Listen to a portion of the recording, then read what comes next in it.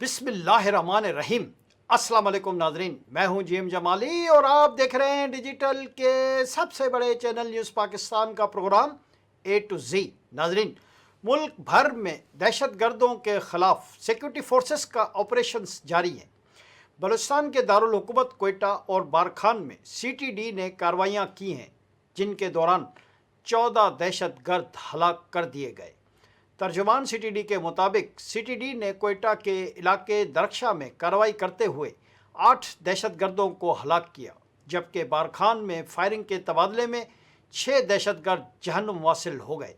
C T D ترجمان نے بتایا ہے کہ فائرنگ کے تبادلے میں سی ٹی ڈی کے 3 اہلکار بھی زخمی ہوئے ہیں۔ ترجمان کے مطابق ہلاک دہشت گردوں سے اسلحہ و گولہ بارود برآمد کیا گیا ہے۔ سی ٹی ڈی کے ترجمان کا یہ بھی کہنا ہے کہ دہشت گردوں کا تعلق کال عدم تنظیم سے بتایا جا رہا ہے۔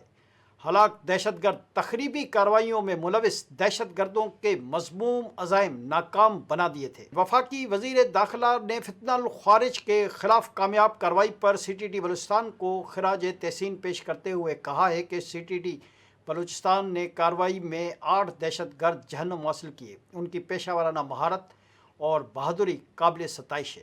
ان کا کہنا ہے کہ سی ٹی ڈی نے دہشت گردوں کے مذموم عزائم کو ناکام بنایا۔ بلوچستان میں قیام امن کے لیے سی ٹی ڈی کی کامیابیاں قابل فخر ہیں۔ وفاقی وزیر داخلہ نے فائرنگ سے زخمی 3 اہلکاروں کی جلد صحت یابی کے لیے بھی دعا کی ہے۔ دریں اثنا، خیبر پختونخوا کے شہر ڈیرہ اسماعیل خان میں یارک انٹرچینج کے قریب دہشت گردوں نے کسٹم آفس اور پولیس پر حملہ کر دیا۔ پولیس ترجمان کے مطابق حملے میں کسٹم اہلکار اسرار خان اور پولیس اہلکار محمد بلال شہید ہو گئے، جبکہ 2 اہلکار زخمی بھی ہوئے۔ ترجمان کا کہنا ہے کہ دہشت گردوں نے مسافر بسوں پر بھی فائرنگ کی، کسٹم کی گاڑی کو بھی آگ لگا دی۔ پولیس کی جوابی کارروائی کے بعد دہشت گرد فرار ہو گئے۔ علاقے میں دہشت گردوں کی تلاش کے لیے سرچ آپریشن جاری ہے۔ جی ناظرین، دنیا کرکٹ کے سابق کپتان نے عمران خان بانی کے لیے انسانی بنیادوں پر حکومت پاکستان سے اپیل کر دی ہے۔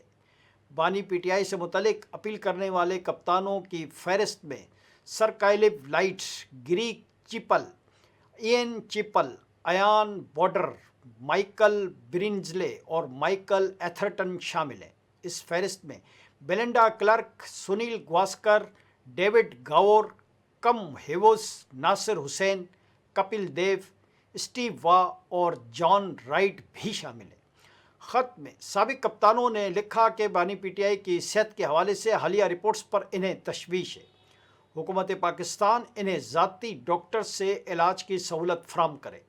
دوسری جانب پی ٹی آئی نے پارلیمنٹ ہاؤس اور اسلام آباد میں واقع کے پی ہاؤس میں دھرنا ختم کرنے کا اعلان کر دیا ہے۔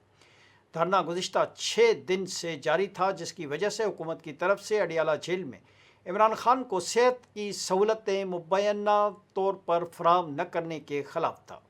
سینیٹ میں اپوزیشن لیڈر علامہ راجہ عباس نے کہا ہے کہ پارلیمنٹ میں دیا گیا دھرنا ہم ختم کرنے جا رہے ہیں۔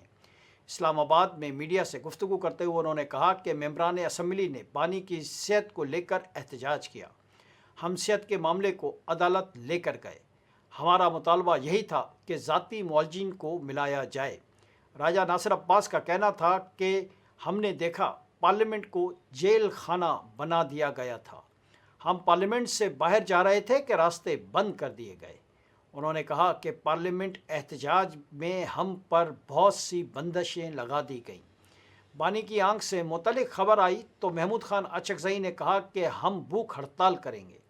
ان کا کہنا تھا کہ ہم نے اسی لیے احتجاج کیا، ذاتی معالجین کو بانی تک رسائی دی جائے۔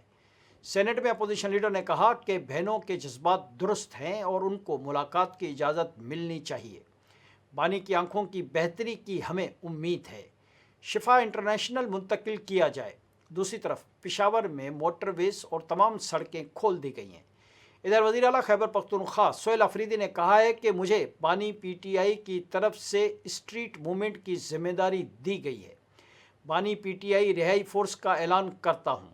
اسلام آباد میں سپریم کورٹ کے باہر میڈیا سے گفتگو کرتے ہوئے سہیل افریدی نے کہا کہ اس فورس کی رجسٹریشن کریں گے۔ بانی پی ٹی آئی رہائی فورس پر امن جدوجہد کرے گی۔ انہوں نے کہا کہ عید کے فوراً بعد پشاور میں ہم فورس کے ممبران سے حلف لیں گے۔ اس فورس کا چین آف کمانڈ ہوگا۔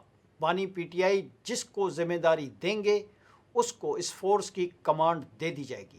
سہیل آفریدی نے کہا کہ پہلے تیاری کریں گے پھر لڑائی کریں گے۔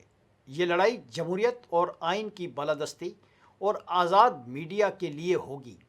وزیر اعلیٰ خیبر پختونخوا سہیل آفریدی نے کہا کہ عدالتی احکامات ردی کی ٹوکری میں پھینکے جاتے ہیں، ذاتی معالجین تک رسائی نہیں دی جاتی۔ آج کے لیے اتنا ہی۔ اگلے پروگرام تک کے لیے اپنے میزبان جیم جمالی کو اجازت دیجیے۔ اللہ حافظ۔